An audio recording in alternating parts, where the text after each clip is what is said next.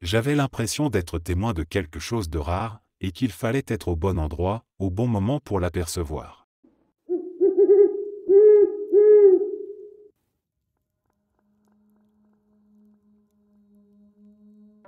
Nous campions dans le Montana, non loin du parc de Yellowstone, dans un petit terrain presque désert. C'était la basse saison, et à part nous, il n'y avait que quelques campeurs dispersés ici et là. Parmi eux, un couple installé à quelques emplacements d'une autre, avec un gros chien qui les accompagnait dans leur camping-car. En passant devant leur véhicule, le chien s'était approché, amical, et je l'avais caressé en lui parlant un peu avant de poursuivre ma route. Le soir venu, je m'étais installé tranquillement pour profiter du coucher de soleil. Je lisais, assis dans ma chaise pliante, emmitouflé dans ma veste, quand j'ai senti quelque chose de froid et humide se glisser sous mon bras, un museau, insistant, comme le ferait un chien en quête de caresse. Pensant qu'il s'agissait du même chien que plus tôt, je n'ai pas réfléchi. Je me suis mis à lui gratter la tête, distraitement, les yeux encore rivés à mon écran. Quelques secondes plus tard, mon ami a contourné la tente. Il s'est figé net en me voyant, les yeux écarquillés, le visage blême. J'ai levé les yeux et j'ai compris pourquoi. Ce n'était pas le chien du couple. J'étais en train de caresser la tête d'un loup. Un vrai. Grand, massif, au pelage gris dense et au regard tranquille mais perçant. J'ai figé ma main, sans oser reculer. Ni continuer, ni arrêter ne me semblaient de bonnes idées. Alors j'ai continué doucement, encore 5 ou 10 secondes, le cœur battant dans les tempes. Le loup m'a observé un instant, presque avec une expression calme, comme s'il appréciait le geste. Puis il s'est tourné lentement et s'est enfoncé silencieusement entre les arbres. Nous n'avons pas réfléchi longtemps. 10 minutes plus tard, nous avions tout rangé à la hâte et roulions vers le premier hôtel ouvert. On n'a pas fermé l'œil de la nuit.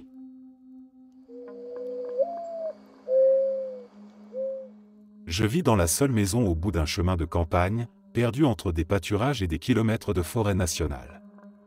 Il n'y a pas d'autre habitation à des lieues à la ronde, juste la nature et le silence. Il était environ 3 heures du matin quand nos 3 gros chiens se sont mis à aboyer comme des fous. Mon mari et moi avons bondi hors du lit, pensant aussitôt à des coyotes qui seraient entrés dans le terrain pour s'attaquer aux bêtes. On n'avait même pas encore eu le temps d'enfiler nos chaussures qu'on a entendu une voix sur le perron. Un murmure, comme quelqu'un qui parlait tout seul juste devant la porte. Mon mari a attrapé sa carabine et, en même temps, quelqu'un a frappé doucement à la porte. Rien de pressant, pas de coups affolés, juste un toc-toc régulier, comme si c'était une visite ordinaire. Pendant que je composais déjà le numéro de la police, il s'est approché du Judas pour regarder. De l'autre côté, une femme d'environ 30 ans, calme, debout sous le porche, comme si elle attendait poliment. Aucun geste nerveux, aucun signe d'agitation. Elle se contentait de frapper de temps en temps et de regarder la maison. Mon mari lui a parlé à travers la porte. « Madame, la police est en route. Si vous avez besoin d'aide, ils seront là dans quelques minutes. Il y a une balançoire juste là, vous pouvez vous asseoir pour attendre. Mais s'il y a quelqu'un d'autre avec vous, sachez qu'on est armé, et que si quelqu'un tente d'entrer, on n'hésitera pas à se défendre. » Il m'a raconté qu'elle avait souri à ce moment-là. Pas un sourire inquiétant, juste l'air soulagé que quelqu'un lui ait ouvert. Puis elle a dit tranquillement, « C'est bon, monsieur. Je voulais juste vous prévenir que la chose dans les bois arrive. Elle ne va pas tarder.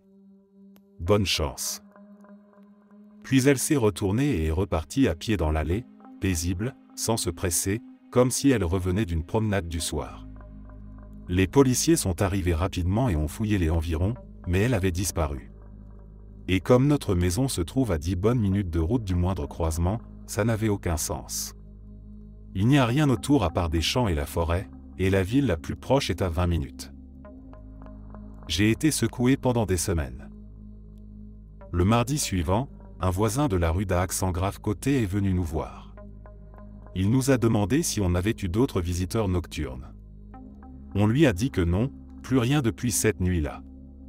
Il nous a alors expliqué qu'une jeune femme, correspondant exactement à notre description, avait frappé à sa porte ce week-end. D'après lui, c'était la même scène. Une femme calme, venue en pleine nuit, disant qu'elle avait besoin d'aide. Il a proposé d'appeler une ambulance et la police, mais une voix d'homme a crié derrière elle. « Pas de flic, putain !» Elle s'est alors mise à réclamer de l'eau, un téléphone, ou même juste d'utiliser les toilettes. Heureusement, cette fois-là, une patrouille était proche. Le policier est arrivé à temps et a intercepté tout le groupe. Ils étaient 4 en tout, la fille, 2 hommes et une autre femme qui attendait dans une voiture un peu plus loin. D'après les autorités, ils étaient recherchés pour trafic de stupéfiants et recel d'objets volés, notamment des médicaments prescrits. Ils s'introduisaient chez les gens pour voler ce qu'ils pouvaient. Alors, pour ceux qui avaient deviné qu'il s'agissait de toxicomanes ou de cambrioleurs, vous aviez vu juste. Et finalement, la chose dans les bois n'était pas un monstre. C'était juste des gens bien réels, et tout aussi dangereux.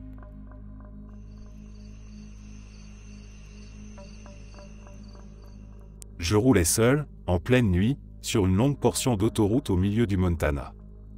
C'était l'un de ces trajets où tout semble figé dans l'obscurité, la route droite comme une règle, la radio en bruit de fond, et rien d'autre que le faisceau des phares pour découper la nuit.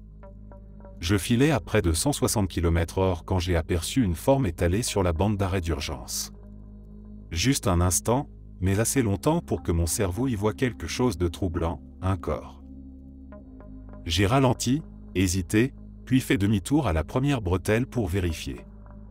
En repassant au même endroit, j'ai braqué mes feux dessus.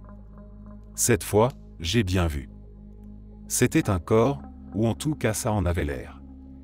Allongé, sans mouvement, dans une posture anormale, comme si on l'avait jeté là. J'ai attrapé mon téléphone pour appeler les secours. Aucune barre. Aucun réseau, au milieu de nulle part. J'ai décidé de rouler un peu plus loin pour essayer de capter du signal, laissant les phares braqués sur l'endroit. J'ai à peine fait quelques centaines de mètres, tenté de relancer l'appel, sans succès, puis j'ai fait demi-tour pour revenir. Le corps avait disparu. Il ne restait que des traces. Des traînées rouges, éparpillées sur l'asphalte et l'herbe. Je n'ai pas réfléchi davantage. J'ai accéléré et quitté les lieux sans me retourner. Voilà pourquoi, aujourd'hui, je ne m'arrête plus jamais pour personne, surtout la nuit, surtout seul, et encore moins dans une zone sans réseau. Ce genre de piège est bien connu, des gens simulent un accident ou une urgence pour vous faire sortir de la voiture. Pendant que vous approchez, leurs complices surgissent, vous agressent, vous dépouillent, et parfois pire. Ça peut paraître froid, mais si vous êtes seul la nuit, la meilleure façon de rester en vie, c'est de rester dans votre véhicule, de garder les portes verrouillées et de continuer votre route. Même si la personne a l'air d'avoir besoin d'aide. Même si elle vous fait signe. Les apparences peuvent tuer. À moins qu'il s'agisse clairement d'une famille ou d'un couple âgé, en plein jour, sur une route passante, je ne prends plus ce risque. Et franchement, je vous conseille d'en faire autant.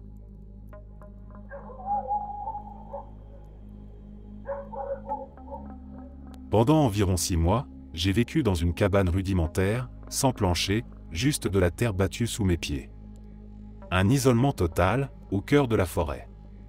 J'emportais un déjeuner chaque matin et partais marcher pendant des heures, dans des directions choisies au hasard, juste pour explorer.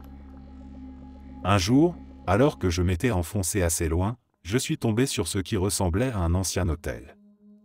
Le bâtiment était en ruine, envahi par la végétation, mais encore debout. Curieux, je suis entré. L'ambiance à l'intérieur était figée, silencieuse, comme si le lieu retenait son souffle depuis des années. L'odeur m'a tout de suite frappé. Une odeur lourde, mêlée de poussière, d'humidité, et de quelque chose de plus organique.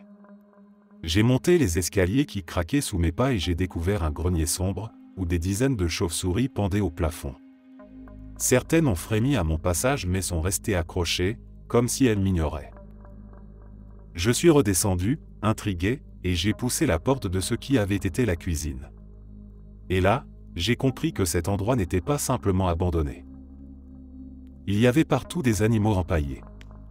Pas des vestiges poussiéreux laissés là il y a des décennies. Non. C'était du travail en cours. Des oiseaux, des écureuils, des renards, posés sur des établis, certains déjà mis en vitrine, d'autres encore ouverts, les outils encore posés à côté. Des scalpels, des ciseaux, des pots remplis de solutions étranges. Tout semblait prêt à être utilisé, comme si la personne qui s'en servait venait de s'absenter pour la journée. Dans un placard, j'ai trouvé des piles de carcasses d'oiseaux, soigneusement rangées, entre des boîtes de verre et des outils de menuiserie. Le tout rangé méthodiquement. C'était un atelier, pas un lieu déserté. Je suis sorti sans demander mon reste, le cœur battant, l'estomac noué. Ce n'était pas un simple repère de collectionneur. Quelqu'un vivait encore là. Ou y revenait. Quelques jours plus tard, j'y suis retourné avec mon frère, parce qu'il pensait que j'exagérais ou que j'avais mal interprété ce que j'avais vu. Mais tout était encore là. Les chauves-souris, les animaux empaillés, les oiseaux morts. Et cette sensation oppressante, comme si le lieu nous observait. Je n'y suis jamais retourné.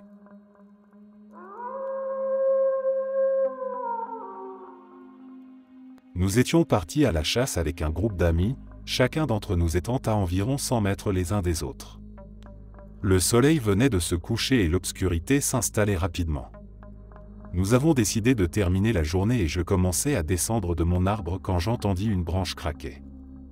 Je me figeai, pensant que c'était un cerf et que je ne voulais surtout pas l'effrayer.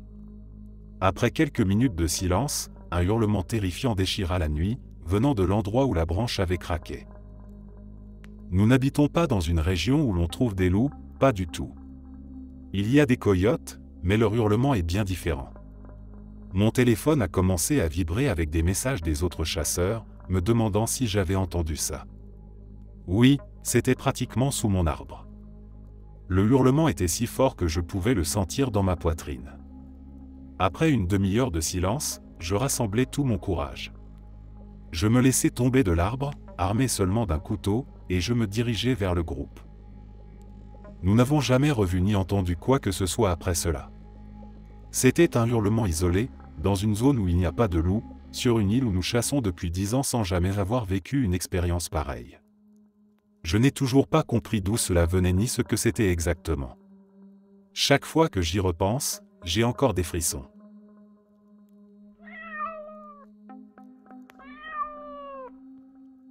Je faisais une randonnée dans les vestiges d'une ancienne ville abandonnée, loin de tout, enfouie dans la forêt depuis des décennies. Pour atteindre l'endroit où je me trouvais, il fallait traverser un petit cours d'eau à 3 reprises, en marchant sur des troncs tombés depuis longtemps, servant de pont de fortune. À ce moment-là, j'étais déjà à près de 8 km de toute trace de civilisation. C'est là, après avoir franchi le 3e tronc, que j'ai aperçu quelque chose d'étrange entre les arbres, une touche de bleu, vive, presque incongrue dans le décor de mousse et de bois mort. En m'approchant, j'ai vu un homme.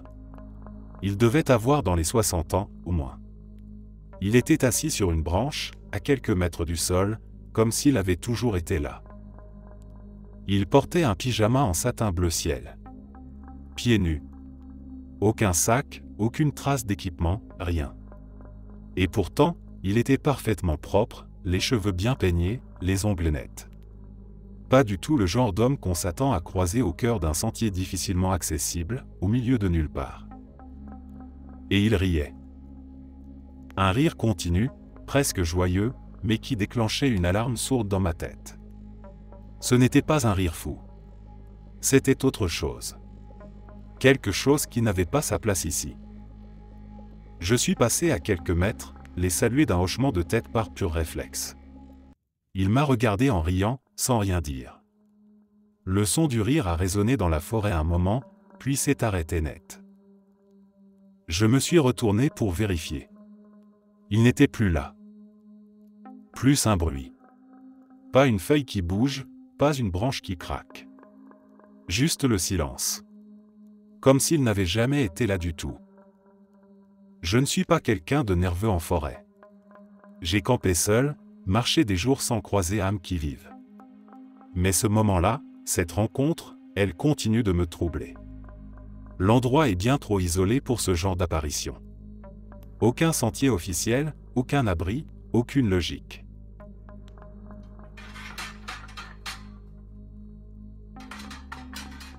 Une fois, alors que je faisais une randonnée en solitaire dans une région rurale de la Finlande, je me suis un peu éloigné du campement, juste pour me dégourdir les jambes et profiter du calme. Je me suis arrêté au bord d'un lac, attiré par le reflet de la lune sur l'eau.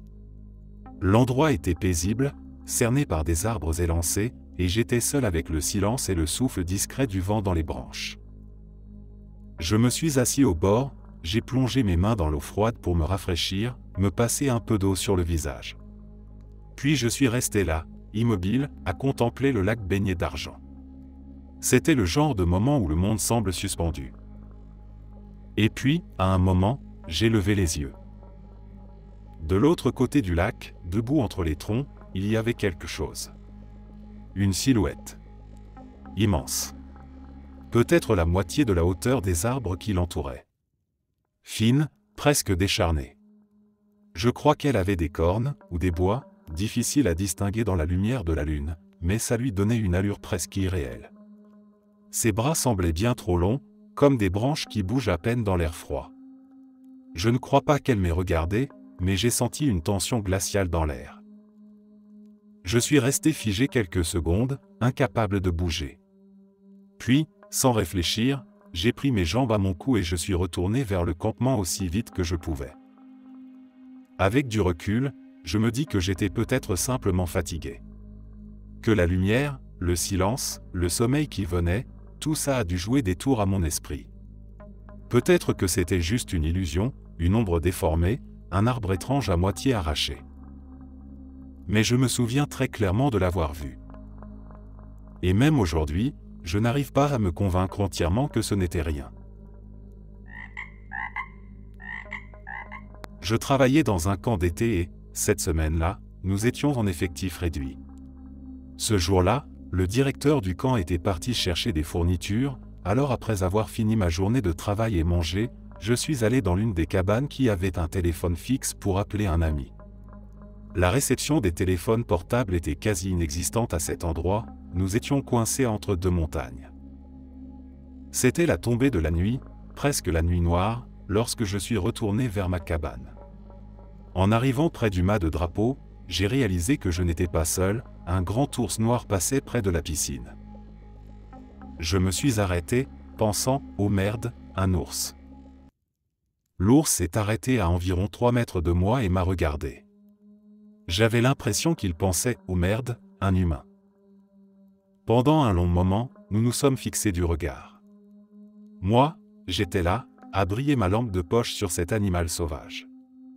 Complètement seul, sans armes. Nous savions que cet ours venait régulièrement au camp, car chaque matin, les poubelles étaient renversées. Il ne les avait jamais ouvertes, mais il les renversait systématiquement, juste pour essayer de s'introduire dedans.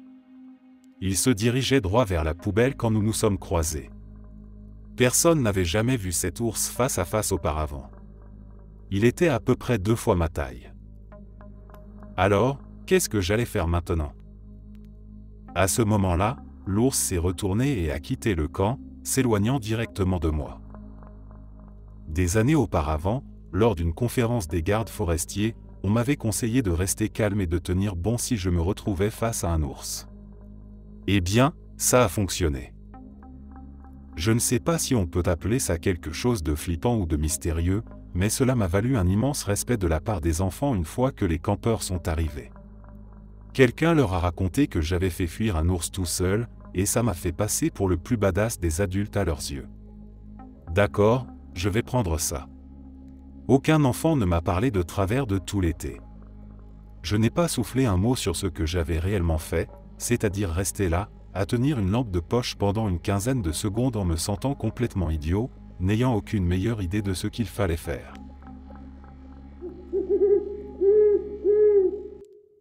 Pendant que je pêchais, je me suis lié d'amitié avec un castor un peu enrobé.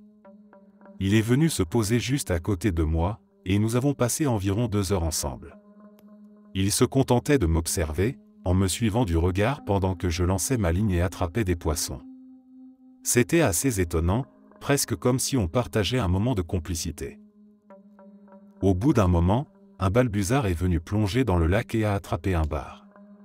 Ce fut un spectacle incroyable, un instant rare que je n'oublierai jamais.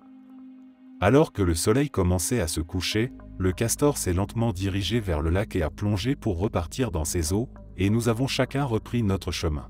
C'était sans doute la meilleure expérience de pêche que j'ai jamais eue. Rien ne pourrait égaler ce moment tranquille et unique partagé avec ce petit animal.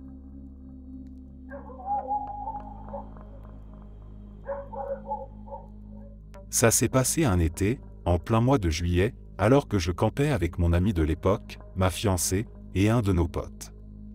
On s'était installé au cœur des bois, loin de toute route, à des kilomètres du moindre signe de civilisation. Il faisait lourd, la chaleur n'était pas tombée avec la nuit, et l'air était moite. Vers minuit, avec la pleine lune bien haute, on a eu l'idée de faire une petite balade nocturne. Juste pour profiter de l'ambiance étrange et calme de la forêt. On a suivi un sentier pendant un moment, tranquillement, à discuter à voix basse. Puis, quand on a estimé qu'on en avait assez vu, on a rebroussé chemin en direction du campement. Tout s'était passé normalement jusqu'à ce qu'on arrive presque à la fin du sentier. Là, posée juste sur le bord du chemin, il y avait une coupe de McDonald's. Une de celles en plastique transparent, avec les gros logos rouges et jaunes bien visibles. Elle n'était pas là quand on était passé tout à l'heure, j'en suis sûr. Un truc aussi voyant, on l'aurait remarqué. Mais sur le moment, j'ai juste haussé les épaules. Un déchet de plus oublié par un randonneur, peut-être. Mon pote, lui, a été plus curieux. Il a ouvert le couvercle pour voir ce qu'il y avait dedans, et il y avait encore des glaçons au fond. On s'est figé. Ce jour-là, il avait fait plus de 35 degrés Celsius, et même à minuit, la température ne descendait pas sous les 25. Ces glaçons ne pouvaient pas avoir été là bien longtemps. Quelques dizaines de minutes tout au plus. Et pourtant, on n'avait entendu aucun bruit. Aucun pas, aucune voix, aucune voiture. Ça a suffi pour qu'on ne cherche pas plus loin. On est retourné au campement en silence, on a plié nos affaires à la hâte, et on est parti dans la nuit, avec cette impression désagréable que quelqu'un d'autre nous observait dans l'ombre. On n'a jamais su qui c'était. Ni pourquoi.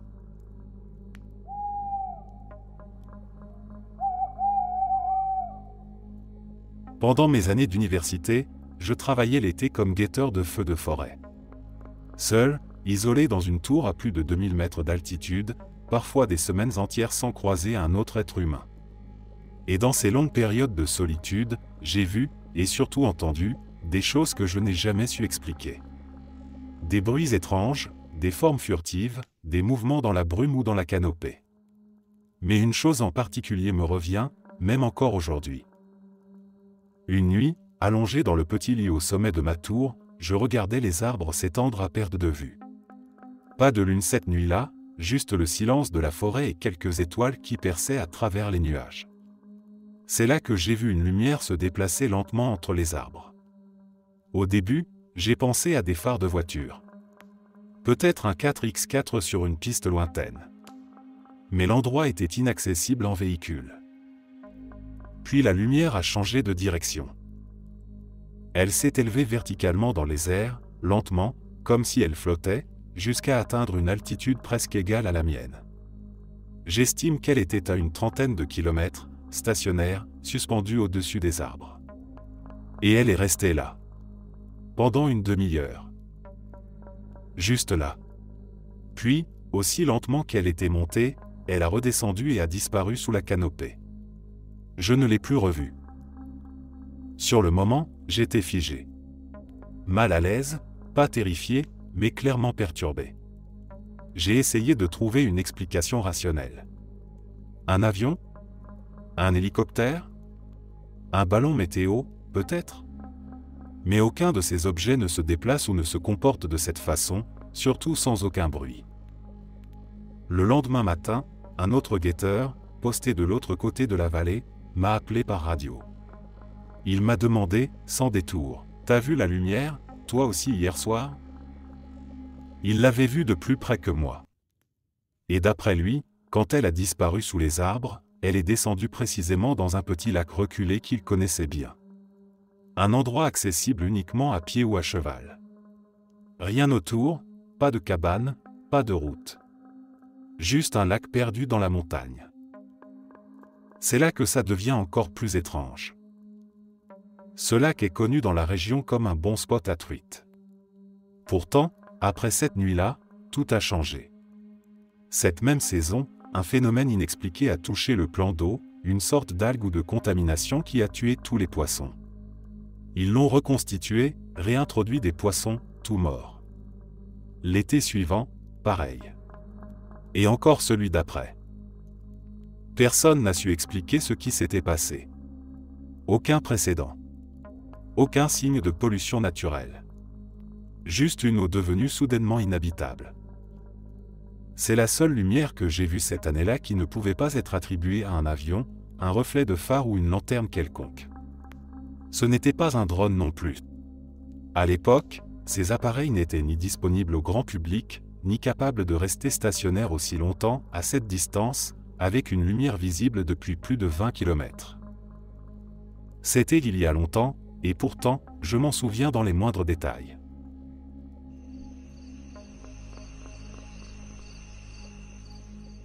Je participais à une expédition au Twarbund dans la White River National Forest, au Colorado. Une des traditions de ces stages, c'est ce qu'ils appellent le « solo », un moment de solitude complète, qui peut durer entre 12 et 48 heures, durant lequel chaque participant est isolé dans la nature avec un journal, un peu d'eau et quelques snacks. Pas de montre, pas de feu, pas de distraction. Juste toi, la forêt, et le temps qui passe. J'avais trouvé un bel endroit pour m'installer, entre un petit groupe d'arbres. Le sol était encore humide de la pluie tombée la veille, donc parfait pour dresser une tente. Après l'avoir monté et avoir repéré un peu les environs, j'ai commencé à sentir la fatigue. L'air était lourd, calme. Je me suis dit que j'allais m'allonger un moment. Je me suis réveillé 8 heures plus tard, en pleine nuit. Il faisait noir, pas un bruit sauf des craquements. Des brindilles qui se brisaient lentement, pas loin, juste en dehors de la lumière naturelle. J'ai attrapé ma lampe torche et j'ai balayé les alentours, sans rien voir de précis. Par réflexe, j'ai appelé « Hey, ça va ?» Pourquoi j'ai dit ça? Aucune idée. Peut-être l'illusion que ce bruit pouvait venir d'un autre participant ou d'un instructeur. Aucune réponse. Juste le silence revenu d'un coup, comme si la forêt elle-même retenait son souffle. Le lendemain matin, en sortant de la tente, j'ai remarqué des traces nettes sur le sol humide, juste à côté de là où j'avais dormi. De grosses empreintes. J'ai pris un moment à les observer avant de comprendre ce que je voyais, c'étaient des traces de puma. Clairement récentes, bien dessinées, et surtout, elles n'étaient pas là quand j'avais installé mon campement. Le félin était passé pendant que je dormais. Quand je suis retourné voir les guides, je leur ai montré les empreintes. Leur attitude a changé d'un coup. Fini le ton détendu. Ils nous ont donné des instructions très strictes sur le rangement de la nourriture, l'éloignement des sacs de couchage et des restes de nourriture, et la façon de réagir face à un prédateur. Rien de dramatique ne s'est passé, heureusement. Mais cette sensation de fragilité, d'avoir été à portée de griffes sans le savoir, m'est restée longtemps. Rien ne te remet plus à ta place que le souvenir qu'une présence silencieuse t'a frôlé pendant que tu dormais, sans jamais se montrer.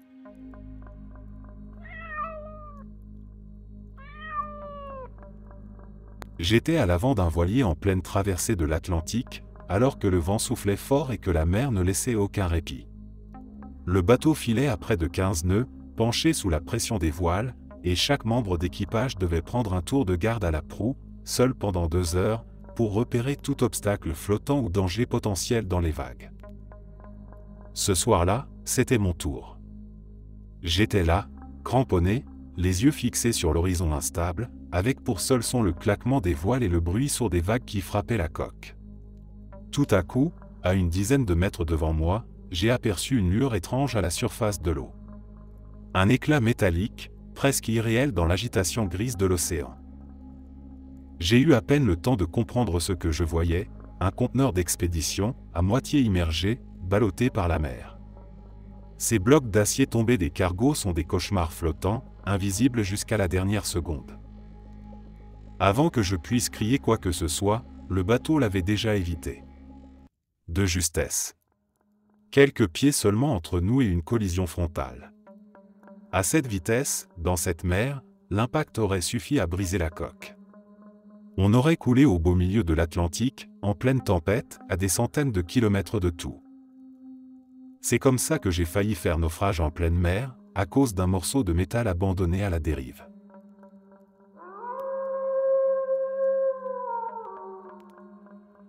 J'aime bien marcher la nuit. Je n'ai jamais été très fan du monde, alors sortir quand tout le monde dort, c'est un peu mon moment à moi. Et puis, ça fait un bon bout de temps que j'essaie de me remettre en forme. Marcher sous les étoiles, c'est devenu mon truc. J'ai un itinéraire habituel qui traverse de grands champs à l'extérieur de la ville. On est quand même entouré d'urbanisation et même d'autoroutes, donc la silhouette lumineuse d'une grande ville est toujours visible au loin, même quand il fait nuit noire. Mais parfois, à cause des montagnes proches, un brouillard dense recouvre tout, et ce soir-là, c'est exactement ce qui s'est passé. Au début, c'était plutôt amusant. Le brouillard était si épais que la lumière de ma lampe frontale ne passait même pas à travers. Je ne voyais presque rien, juste mes pieds et quelques mètres devant moi. D'habitude, même à cette heure-là, on entend toujours le bourdonnement continu de l'autoroute voisine. Mais cette fois, rien. Pas un bruit. Même le vent semblait avoir disparu, alors que j'étais en plein champ, sans arbre autour pour bloquer les courants d'air. C'était comme si tout le paysage s'était figé. Je connais bien la zone, alors je me suis dit que j'allais continuer ma balade malgré tout. Après quelques minutes, un sifflement a retenti. Assez loin d'abord, aigu, sec. Sur le moment, je n'y ai pas prêté grande attention. Il y a souvent des gens qui promènent leurs chiens dans ces champs. Mais ce sifflement ne s'est pas arrêté. Il revenait encore et encore, devenant de plus en plus mélodique. Ce n'était plus un simple appel, ça ressemblait à une sorte de mélodie lente, répétée, presque chantée. Ce qui m'a vraiment dérangé, c'est que le son venait des champs boueux qui bordent le sentier. Je sais que c'est praticable, mais c'est une vraie galère d'y marcher, surtout de nuit, dans le brouillard. On s'enfonce, on glisse, on s'y fatigue pour de bon. Pourtant, le sifflement se rapprochait. De plus en plus. J'ai continué, un peu plus vite, mais je sentais le froid m'envahir, même en montant une pente. Et puis, à la limite de ma vision, dans l'ombre projetée par ma lampe frontale qui oscillait au rythme de mes pas, j'ai cru voir une silhouette. Pas distincte, juste un corps, là-bas, dans la brume. Et c'est là que la panique m'a réellement saisi. Je vis en Allemagne, et il y a une vieille légende par chez nous, celle des Nebelpfeffer, littéralement les siffleurs de brouillard. On raconte qu'ils apparaissent dans les brouillards épais, et qu'ils attirent les promeneurs solitaires avec leurs sifflements étranges.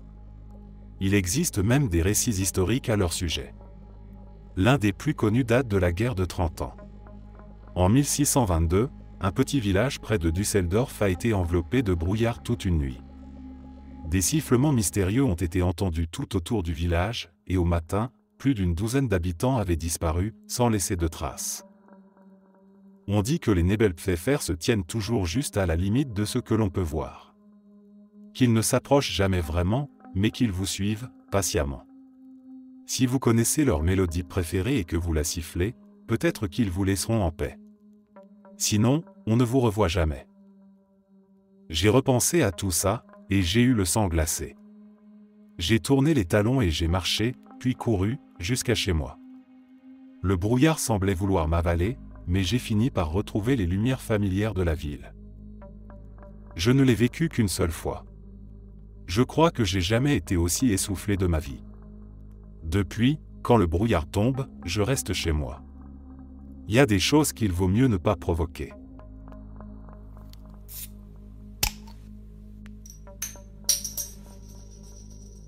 J'étais parti chasser la dinde.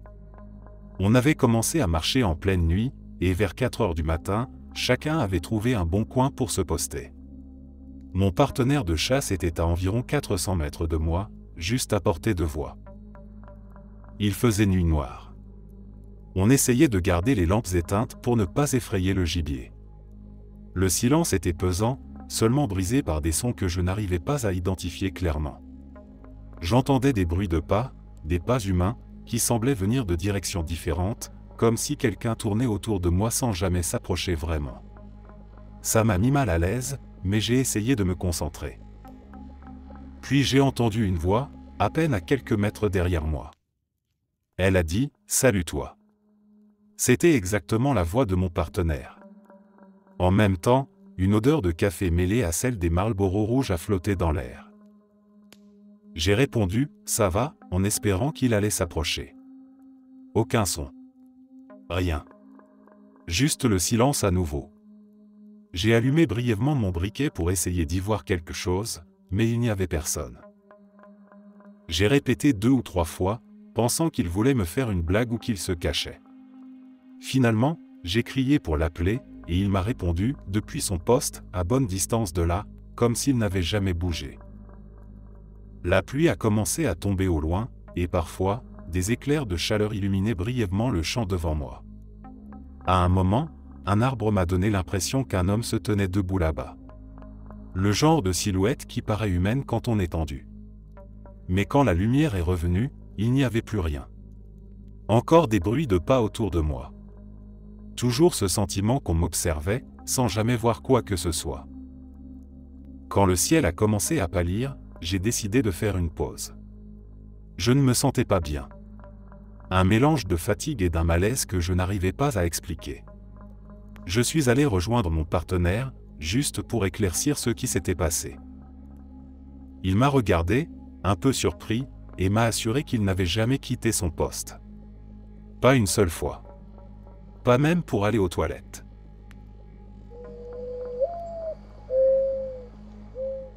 J'avais 13 ans et je participais à un camp d'une semaine en pleine nature. 2 adultes encadraient le groupe, et nous étions 6 ados à peu près du même âge. Un soir, après une longue journée de kayak, on s'est fait surprendre par une pluie battante qui a complètement bouleversé notre programme. On n'a pas eu le temps d'atteindre le site prévu pour passer la nuit avant que le soleil ne se couche, alors on a décidé de s'arrêter un peu plus loin, juste à quelques mètres de la rivière.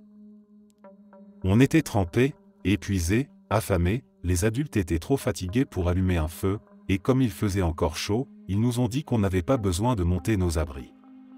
On pouvait juste dérouler nos sacs de couchage et dormir à la belle étoile. Tout le monde s'est installé près d'une clairière, dégagée par la chute d'un grand arbre, là où le sol était un peu plus sec. Mais moi, j'ai remarqué le trou laissé par les racines arrachées. Et ça ne me disait rien qui vaille. Je me suis imaginé toutes sortes de bestioles vivant là-dedans, et je n'ai pas eu envie de m'en approcher. Alors j'ai posé mon sac un peu à l'écart, à environ 4 mètres de là. Je me suis endormi rapidement. La fatigue avait pris le dessus. Mais au beau milieu de la nuit, je me suis réveillé en sursaut à cause de bruits étranges, des cliquetis rapides, rythmés, accompagnés de reniflements et de souffles courts. Grâce à Internet, j'ai appris plus tard que c'était des bruits que font les cerfs et les biches. Ils étaient tout autour de moi. Je n'osais pas bouger. J'avais ma lampe torche à portée de main, mais je n'ai pas voulu l'allumer. Je craignais de les effrayer et qu'ils me piétinent dans la panique. Les clics se rapprochaient, me cernaient. Puis l'un d'eux, plus proche que les autres, s'est approché lentement et a marché sur mon sac de couchage. J'ai senti son poids, sa chaleur, et son souffle tout près de ma tête. Et puis, contre toute attente, il s'est couché là, à moitié sur moi. Autour, les autres cerfs se sont eux aussi posés, paisibles, comme s'ils campaient eux aussi. Au bout d'un moment, j'ai osé jeter un coup d'œil, sans mes lunettes. Tout était flou, mais je distinguais au moins une quinzaine de silhouettes silencieuses tournées vers les autres campeurs, comme si elles les observaient. Je suis resté allongé là, incapable de dormir, dans un mélange d'émerveillement et d'inquiétude. Et quelque part entre la peur et la fascination, j'ai fini par me rendormir. À l'aube, je me suis réveillé en sentant le mouvement autour de moi. Les cerfs s'éloignaient doucement, disparaissant entre les arbres dans la lumière du matin. Aucun bruit, juste cette impression étrange d'avoir été accueilli dans leur monde, l'espace d'une nuit. C'était à la fois doux, surréaliste et légèrement inquiétant.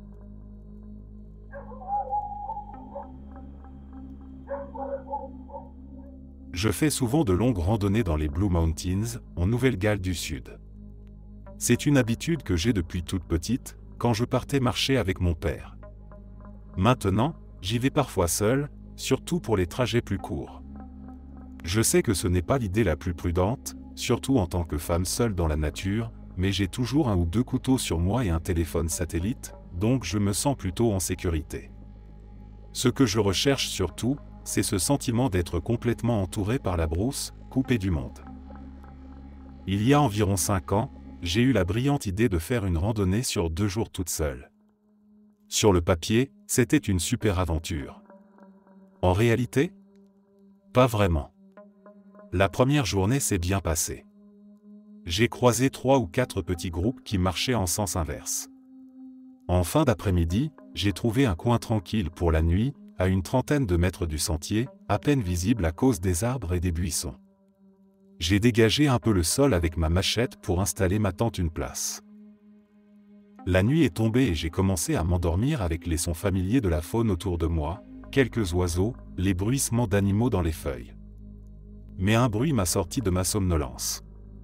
C'était rapide, lourd, presque comme si quelqu'un courait dans la brousse à toute allure juste à côté de ma tente. Le problème, c'est que ce n'était pas un bruit normal.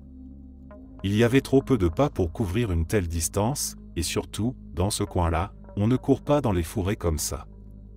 Le sol est recouvert de fougères épaisses, de branches au ras du sol.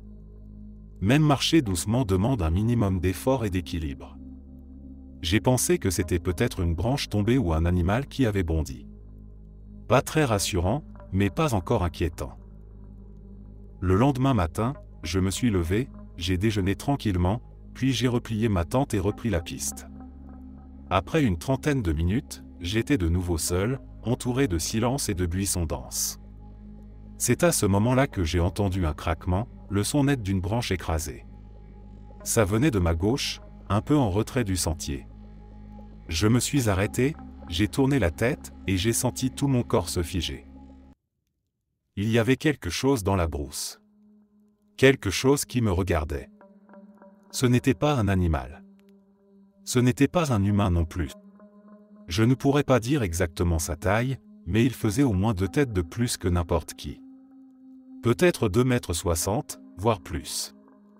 Sa peau était d'un brun sale, grisâtre. Son crâne était anormalement grand, ses yeux énormes, noirs, sans éclat. Je ne voyais ni bouche ni nez. Ses bras et ses jambes étaient beaucoup trop longs, démesurés même. Je suis resté là, incapable de bouger, incapable de penser. C'était comme si tout en moi criait de partir, mais mon corps ne réagissait plus. J'étais cloué au sol, paralysé par une terreur que je n'avais jamais ressentie. C'était viscéral. Je sentais mon cœur battre dans mes tempes, mes veines prêtes à exploser. Et d'un coup, mon corps s'est mis en mouvement. J'ai couru. Aussi vite que j'ai pu, sans me retourner, sans m'arrêter.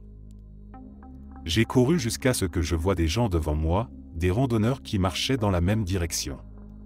Ils m'ont vu arriver en larmes, complètement essoufflé, incapable de parler. Ils m'ont demandé si j'allais bien, ce qu'il s'était passé. Je leur ai juste dit que j'avais vu quelque chose dans la brousse et leur ai demandé si je pouvais continuer avec eux. Il m'a fallu 6 mois pour oser repartir marcher dans ces montagnes. Mais depuis ce jour, je ne suis plus jamais retourné seul. Et franchement, il n'y a pas assez d'argent sur cette terre pour me faire changer d'avis.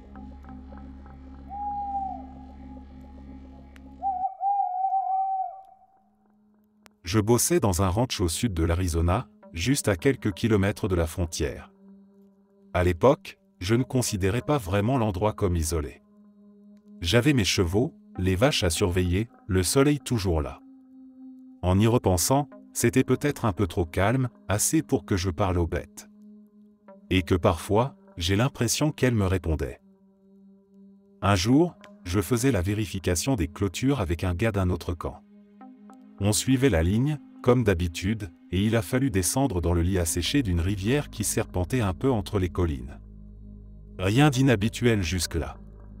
Puis, en tournant à un virage, on est tombé nez à nez avec plusieurs vieux pick-up cabossés, garés là, au milieu de nulle part. Des hommes en treillis, tous lourdement armés, étaient autour. Pas de doute, on venait de tomber en plein sur un deal de cartel.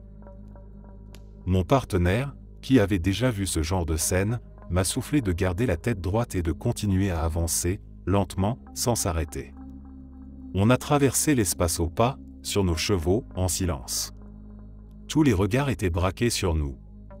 Aucune parole, mais des visages fermés, méfiants, des doigts proches des gâchettes. L'air était tendu, comme si le moindre faux mouvement pouvait déclencher une pluie de balles. Mais personne n'a bougé. De l'autre côté, une fois hors de leur champ de vision, j'ai enfin osé respirer. J'ai demandé à l'autre gars ce qui venait de se passer, et comment on était encore vivant. Il m'a juste dit, d'un ton neutre, le cartel, ils s'en foutent des cow-boys. Ce qui les intéresse, c'est la border patrol et les flics. Ils savent que c'est un ranch ici, ils savent qu'on bouge dans ces coins, et surtout, ils savent qu'on ne parle pas trop. Puis il a ajouté un truc qui m'est resté en tête. Si un jour ils pensent que c'est un de nous qui parle, ils savent exactement où sont nos maisons. On est seul sur des kilomètres, parfois à une personne par centaines d'hectares. S'ils voulaient faire disparaître quelqu'un, ça pourrait prendre des jours avant que quelqu'un s'en rende compte. Après ça, j'ai gardé mes distances avec ces types. Pas d'interaction, pas de regards insistants.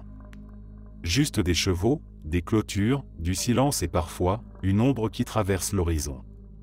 La routine, en quelque sorte. Il y a quelques années, je traversais le pays en voiture et j'ai décidé de passer la nuit à Prairie Creek Redwood State Park. J'y suis arrivé vers 16h et, impatient de découvrir les fameux séquoias pour la première fois, j'ai enfilé mes chaussures de trail pour une boucle d'environ 11 km à travers le parc. C'était début novembre, donc je savais que j'avais à peu près 1h30 avant que le soleil ne se couche. Ça me semblait suffisant pour courir tranquillement. Si vous avez déjà mis les pieds dans les forêts de séquoia, vous savez à quel point le terrain est particulier. Les vallées y sont profondes, étroites et dominées par des arbres si gigantesques qu'ils donnent presque l'impression d'écraser le ciel. Très vite, la lumière s'est mise à décliner plus rapidement que prévu, et ma foulée a ralenti.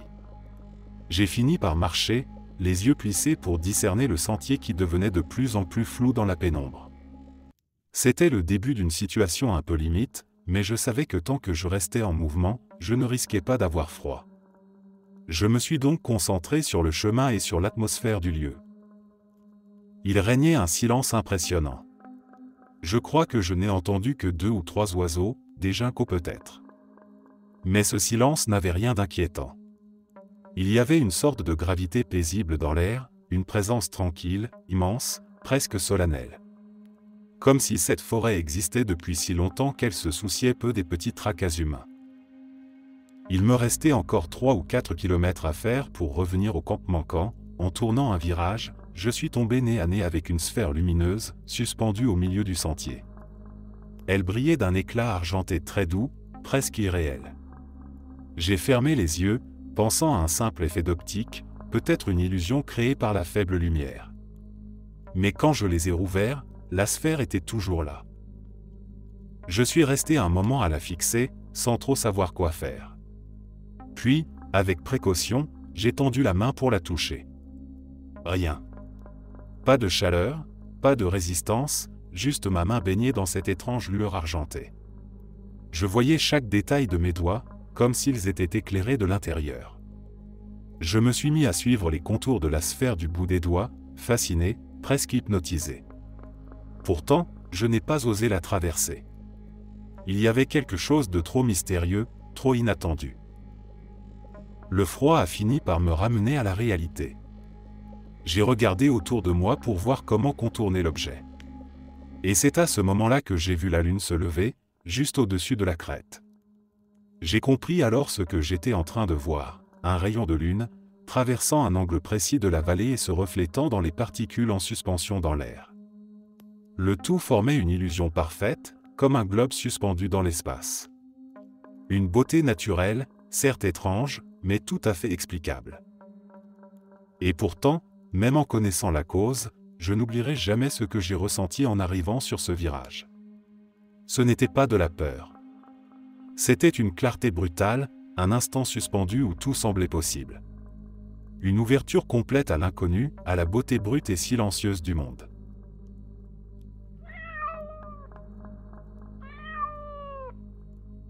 Mon père était stationné en Allemagne dans les années 80, dans l'armée américaine.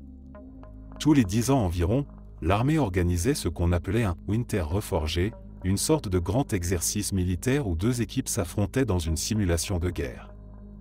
Mon père se trouvait justement en Allemagne pendant l'un de ces exercices. Avec un ami, il était en charge d'un char, mais en raison de certaines complications, ils avaient besoin de renforts. Ils durent donc rester sur place en attendant.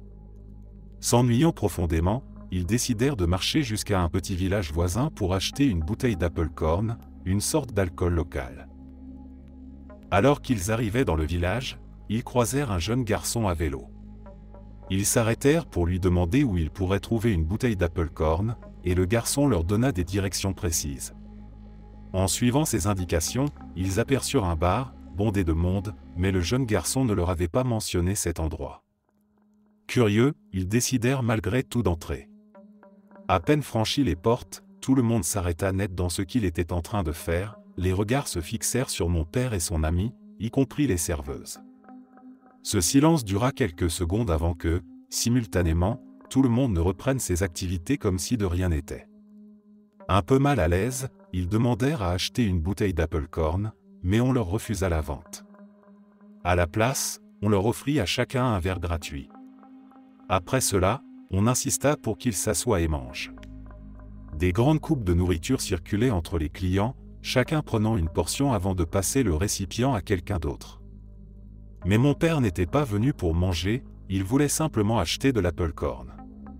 Pourtant, malgré leurs demandes, on ne voulait toujours pas leur vendre une bouteille, insistant uniquement pour leur offrir des shots et des repas. Finalement, lassés de cette situation étrange, ils décidèrent de partir. En chemin, ils croisèrent à nouveau le jeune garçon et lui demandèrent ce qu'il savait à propos de ce bar et pourquoi on leur avait refusé l'Applecorn. Le garçon pâlit immédiatement, balbutiant « Vous êtes allé dans cet endroit ». Puis il monta sur son vélo et s'éloigna à toute vitesse, sans un mot de plus. Mon père et son ami se regardèrent, complètement déconcertés. « C'est quoi ce bordel ?» pensèrent-ils.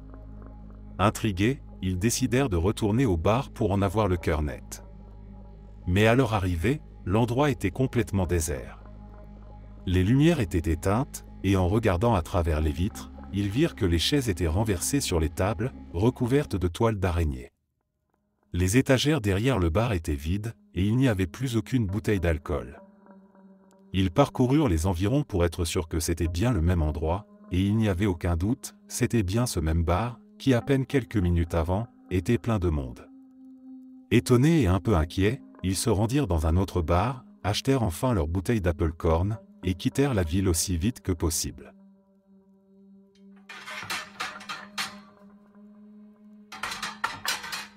J'ai fait la traversée en solitaire d'un voilier, du Mexique jusqu'au nord de la Floride. C'était un long trajet, mais j'étais prêt à relever le défi. Quelques jours après le départ, les choses ont commencé à sérieusement se compliquer.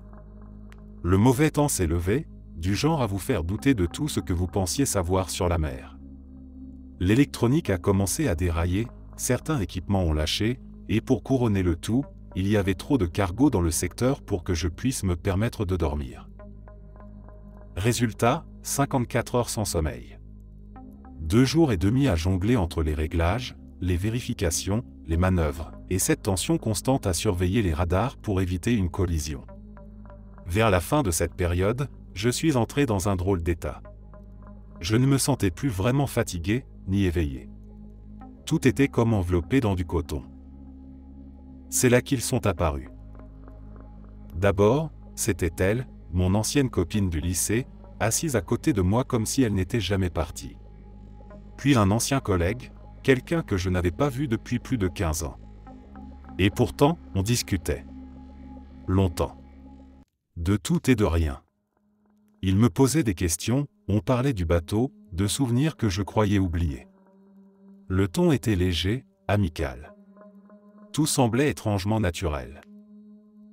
Ce n'est qu'après un bon moment que j'ai réalisé ce que je savais déjà au fond de moi, il n'y avait personne. Juste moi, seul en mer, bercé par le roulis et le bruit du vent dans les haubans.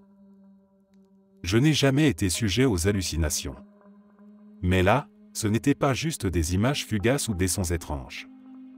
C'était une véritable conversation, comme si mon esprit, sous l'effet de l'épuisement, avait recréé des présences familières pour me tenir compagnie dans cette solitude extrême. Quand j'ai enfin pu dormir, ce n'était pas vraiment du repos. C'était un effondrement. Mais je me souviens encore très clairement de ce moment, comme si une partie de moi avait eu besoin de revoir ces visages, même si ce n'était que dans ma tête.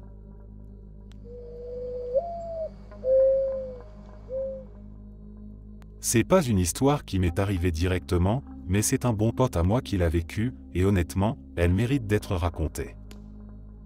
Il bossait sur une ferme ovine, quelque part paumé en plein comté de Tipperary, en Irlande.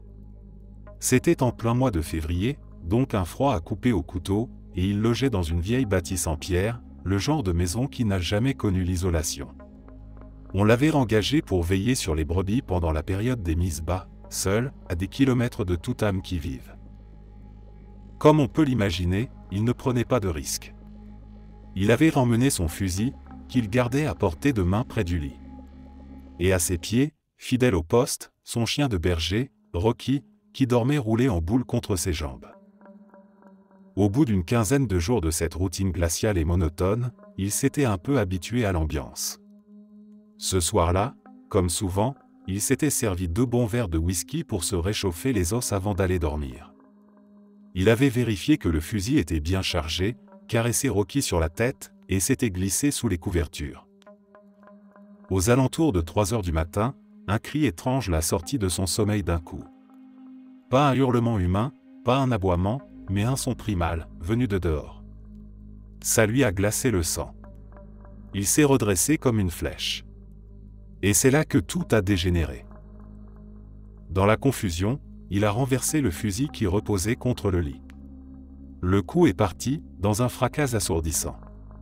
Il n'a pas eu le temps de comprendre ce qui se passait qu'une silhouette sombre a jailli à travers la fenêtre, en explosant le carreau dans un vacarme de verre brisé et de vent glacé.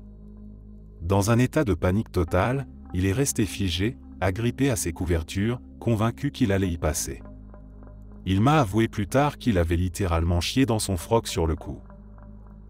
La réalité s'est dévoilée dans les minutes qui ont suivi. Le cri dehors? Un cerf, en rut, qui cherchait une femelle quelque part dans les bois.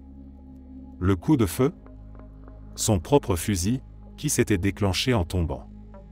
Et la silhouette qui avait explosé la fenêtre. Rocky, son pauvre chien, qui déteste les armes à feu plus que tout au monde, et qui, pris de panique, s'était jeté par la fenêtre pour fuir le bruit.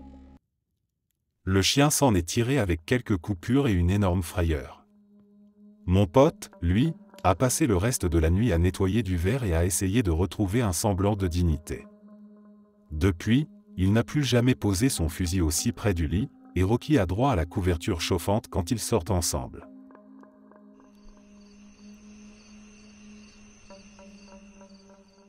Lors de ma randonnée en solo de 2 semaines, j'ai eu 4 jours de totale solitude entre 2 points de contact à la station des gardes forestiers. Dès le premier jour, un sentiment étrange m'envahit, comme si j'étais observé. Ce soir-là, alors que j'étais dans ma tente, j'entendais ce qui ressemblait à des pas autour de mon camp, mais rien qui ne s'approchait suffisamment pour me donner une certitude. Au matin, j'ai fouillé les environs, mais je n'ai trouvé aucune trace de pas ni de signe de présence d'animaux sauvages. J'ai donc démonté le camp et repris la route, essayant de mettre cette sensation derrière moi. La deuxième nuit fut identique. Le même sentiment de malaise, de plus en plus intense. Je suis devenu tellement paranoïaque que pendant mes randonnées de jour, je prenais des précautions extrêmes, je grimpais sur des rochers, traversais des ruisseaux, tout pour essayer de briser mes traces et éviter d'être suivi. Je faisais le tour de chaque virage sans prévenir, puis je m'asseyais là, parfois 1 heure entière, pour vérifier si quelqu'un me suivait. La nuit, je n'arrivais à dormir que quelques minutes avant de me réveiller en sursaut. Le jour où je suis arrivé à la station des gardes forestiers pour me réinscrire, j'ai expliqué ce que je vivais. Ils m'ont proposé de monter mon camp près de la station, à un endroit plus sûr. Plus tard, les gardes m'ont offert de dormir sur leur canapé pour que je puisse me reposer et réellement dormir. J'ai accepté, et j'ai passé la nuit à l'intérieur. Le lendemain matin, en retournant à mon camp, je suis tombé sur un spectacle choquant. Ma tente avait été déchirée sur le côté, mon sac de couchage était en morceaux, et mon sac à dos avait été retourné, fouillé, comme si quelqu'un avait cherché quelque chose. Les gardes forestiers sont venus, ont pris des photos et ont constaté les dégâts. Finalement, j'ai demandé à l'un d'eux de me ramener à mon camp de base et, le lendemain, je suis rentré chez moi. Cette expérience m'a marqué, et je n'ai toujours pas trouvé d'explication à ce qui s'est passé.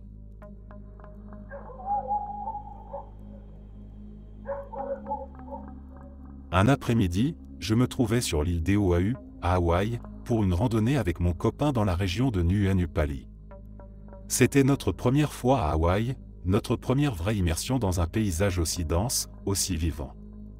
On avait choisi cet endroit pour sa beauté, sa végétation luxuriante, et parce qu'on avait lu que l'on pouvait parfois y croiser des caméléons. La randonnée était magnifique. La forêt tropicale était d'un vert profond, ponctuée de grands arbres et de bambous qui craquaient doucement dans le vent. À un moment, on s'est rapproché du bord de la montagne, là où la falaise tombe brusquement dans la vallée. On avait cette sensation étrange qu'on approchait de quelque chose, comme un moment clé, ou un lieu particulier. Mon copain a décidé de prendre un autre petit sentier pour explorer, et on s'est séparés quelques instants. Je suis resté seul, pensant qu'on se retrouverait plus haut sur le chemin. J'ai continué à marcher tranquillement, seul dans cette jungle, pendant une trentaine de minutes. Puis j'ai entendu quelque chose. C'était net, le bruit de quelqu'un qui courait dans la forêt, tout près. Des pas rapides, lourds, qui s'enfonçaient dans la boue. Je me suis arrêté, j'ai tourné la tête, mais il n'y avait rien. Le bruit s'est arrêté brusquement, comme si ça n'avait jamais existé. J'ai mis ça sur le compte d'un animal ou peut-être de mon imagination. Je me suis assis sur une souche pour souffler un peu et j'ai sorti ma GoPro pour régler quelques paramètres. L'air était lourd, calme. Puis le silence a été brisé de nouveau. Des feuilles froissées, des branches déplacées, cette fois, ça venait de plusieurs endroits à la fois. Comme si plusieurs personnes couraient à travers les arbres, autour de moi, en cercle. Ça ne durait que quelques secondes, et puis à nouveau, plus rien. Je regardais partout autour de moi, incapable de comprendre. Qui court dans une forêt si raide et boueuse, juste à côté d'une falaise?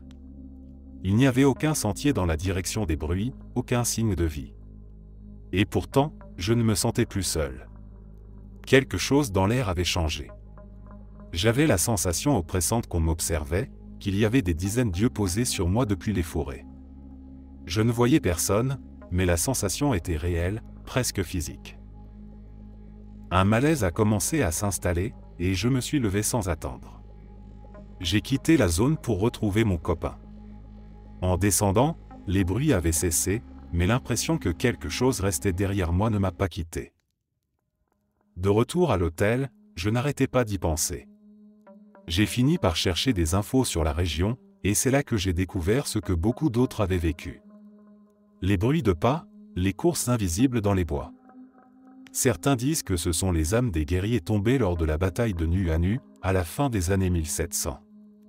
Des soldats qui auraient fui ou chargé à travers la forêt, avant de chuter dans le vide depuis cette même falaise.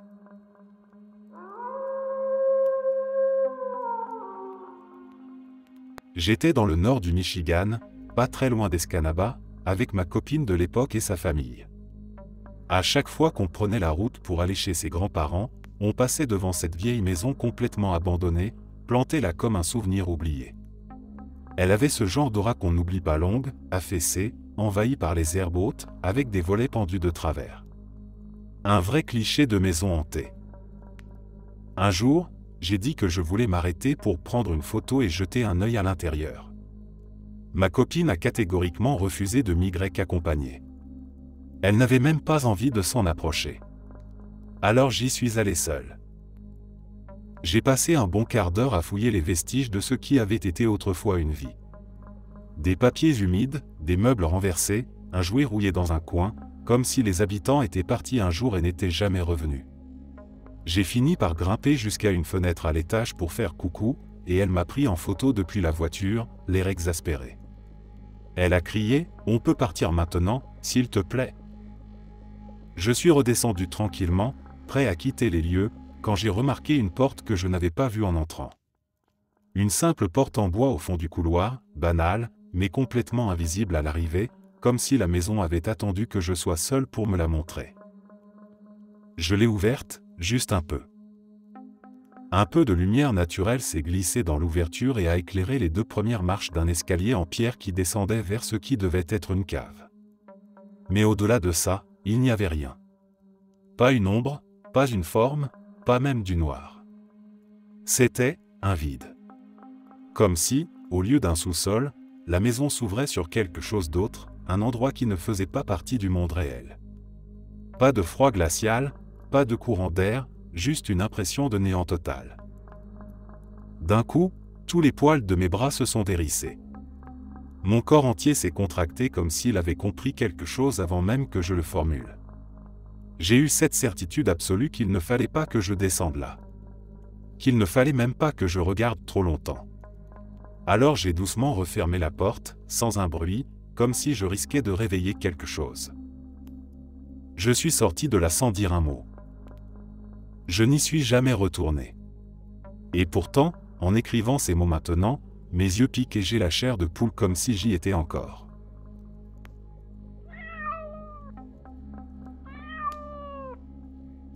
Avant de me faire mal au dos, j'adorais faire du trekking. Une après-midi, j'ai décidé de faire un chemin que j'avais regardé vite fait sur Internet. C'était tour de 20 km autour de cette montagne que je connaissais bien, mais que je n'avais jamais vraiment explorée sous cet angle. Les paysages étaient splendides, les feuilles des arbres éclatant dans une palette de rouge et d'orange, et l'air frais faisait du bien. Mais à mesure que je m'enfonçais dans la forêt, je commençais à réaliser que le chemin était bien plus difficile que prévu. Au bout de quelques heures, j'avais compris que je serais bien au-delà des 20 km. Le temps passait plus vite que je l'avais anticipé et, surtout, la descente était bien plus longue. À un moment donné, il n'était plus question de simplement marcher, mais de descendre le plus rapidement possible, car la nuit commençait à s'installer et la luminosité diminuait à grande vitesse. J'avais ma lampe frontale avec moi, heureusement, mais le noir se faisait vraiment oppressant. Puis, alors que je descendais à une allure rapide, mes pieds se sont pris dans une racine et j'ai trébuché. J'ai chuté, me retrouvant un instant allongé sur le sol, le cœur battant. En me relevant, une sensation étrange m'a envahi. L'air semblait plus dense, comme si la montagne elle-même était devenue plus lourde. J'avais du mal à respirer, comme si quelque chose de mystérieux pesait sur moi. C'est alors que j'ai levé les yeux vers le ciel. La pleine lune était là, plus grande que jamais, occupant presque tout l'horizon, baignait tout sous sa lumière argentée. C'était une vision magnifique, presque irréelle. Mais ce n'était pas tout. Sous mes pieds, quelque chose m'a attiré l'attention. Des lumières étranges, presque irréelles, émergeaient de la terre. C'était comme de la vapeur, mais en couleur. Des formes ondulantes, presque translucides, s'élevaient doucement du sol, dansant autour de moi comme des méduses flottant dans l'air. Chaque fois qu'elle atteignait la hauteur de la lune, elle disparaissait dans un éclat fulgurant. Je ne savais pas ce que c'était, mais je savais que je n'avais jamais rien vu de pareil. Des lumières, des couleurs, une atmosphère qui semblait presque magique. Je n'avais jamais cru au phénomène surnaturel, mais là, c'était autre chose. J'avais l'impression d'être témoin de quelque chose de rare, quelque chose qui se produisait rarement et qu'il fallait être au bon endroit, au bon moment, pour l'apercevoir. J'ai remis ma lampe frontale, l'ai allumée, et j'ai repris ma descente, le cœur battant. Il fallait que je rentre, que je parte avant que la nuit ne tombe totalement. Les lumières se dissipèrent au fur et à mesure que je continuais mon chemin, mais je ne pouvais m'empêcher de regarder derrière moi, espérant en voir davantage. Le lendemain, j'ai voulu partager cette expérience avec mon meilleur ami. J'étais tellement excité à l'idée de lui raconter ce que j'avais vu. Mais, bien sûr, dès qu'on est arrivé sur le même sentier, il n'y avait rien. Pas une lumière, pas un souffle d'air mystérieux, juste des arbres et des pierres comme d'habitude. Il a bien rigolé de mon histoire, pensant que j'avais dû m'imaginer des choses à cause de la fatigue. Pourtant, au fond de moi, je savais ce que j'avais vu. Et même si personne ne me croyait, ce moment restait gravé dans ma mémoire comme l'une des expériences les plus incroyables de ma vie. Merci d'être resté jusqu'à la fin. N'oubliez pas d'aimer la vidéo, de vous abonner et de partager vos propres histoires en commentaire. On se retrouve demain à la même heure devant ce feu.